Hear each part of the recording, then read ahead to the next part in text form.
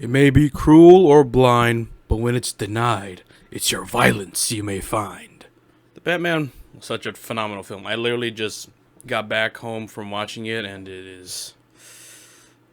I don't know how to put it into words. It feels like the Batman Begins sequel I've been waiting for this entire time. It doesn't feel like too much of an ultra realistic Batman like how every other reviewer is saying it, even though it might feel that way. But honestly, I feel like it's the perfect sequel to Batman Begins. Although I know it's a different and standalone movie on its own, with its own universe, with a new Batman, new actors, all that. I feel like it does carry the, at least some of the bones, or maybe even tiny bones, of the Ben Affleck Batman. The essence. It still carries that essence of Ben Affleck's Batman while still being its own thing. That opening was, my god, that was. Oh yeah, just fair warning, I'm not going to get into any spoilers. I'm just going to give my overall thoughts on the movie just right after, and then we'll probably do I'll probably do a rewatch and just visit and revisit my thoughts on it probably a few months or whatever next later. Might even do a podcast about it with Marcus. But that opening, just getting you into the mood of Gotham before revealing who Batman is and the aspect of fear from Batman. Mwah, beautiful. And then they finally actually put in the, it wasn't just a marketing ploy this time. They actually put in Nirvana's Something in the Way in the movie, and it syncs up so well, too, to the scenes. And speaking of music, the music in this movie is just awesome, too. I mean, when a specific scene happens, and, how do I say this without being spoilery? When a scene happens or whatever, and there's like music cues to it, and then the music cues changes during the middle of the scene, that's just finest details at work right there.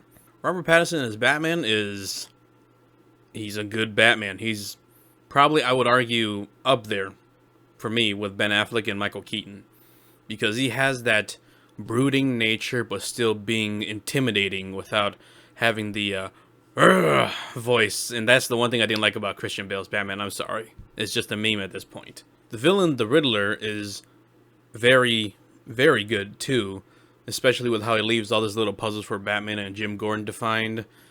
And it actually does tie up really well, but then I feel like I'm coming off a high of the movie just right now, and I did read, like, Batman Earth 1, Volume 1, before going to watch it, so I feel like my hype has been heightened to a certain level. So when I'm going in, I'm already still experiencing all that goodiness of Batman content from the comic, and then going to watch the very new movie. So I could be very biased, but we'll just have to wait and see in the next few months how I feel about it later. Catwoman had a very good place in the story too. I thought she was just gonna be the mysterious lover that drops in here and there, but no, she plays a part in this movie, and it's actually pretty cool. I'm just going to leave it at that. The villains are all awesome. The Riddler just stands out. But just minor villains like Penguin, Carmine Falcone, of course, they are played by good actors like Colin Farrell, John Turturro, and they do the best ever at playing as these villains. And while I'm not too familiar with the comics, just a tad bit of Batman comics, the Penguin, I see more of the Arkham Asylum Penguin with the, the southern accent, British accent or whatever, something like that. And then Carmine Falcone, I still associate with that other actor from Batman Begins as Falcone instead of Falcone. So there's that too.